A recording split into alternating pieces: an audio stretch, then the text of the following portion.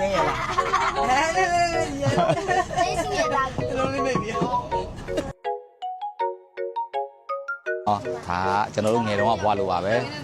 ငယ်တော့ဆိုလို့ရှိရင်ခီးတစ်ခုသွားပြီဆိုရှင်အိမ်ပြန်လက်ဆောင်လေးဝယ်တယ်တငယ်ချင်းတွေကိုပေးပြီးကြွားတာပေါ့နော်အခုသူတို့ကအဲ့ feeling လေးကိုကြိုက်နေကြတယ်သူတို့တငယ်ချင်းတွေကပြန်လာလို့ရှိရင်လက်ဆောင်ပေးတယ်တဲ့အဲ့ဒါသူတို့ရဲ့ best friend ပေါ့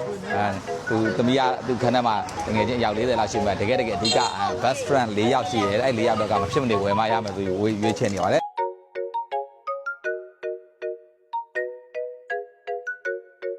အကိုတို့တော့ကတော့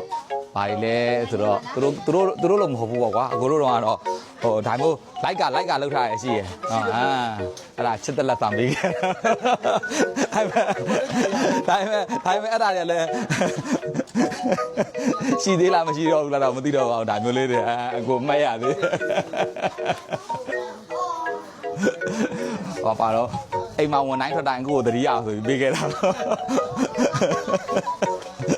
အခုတော့သတိရလို့ပြီးတော့ကလေးနှစ်ယောက်တော့ထွက်လာ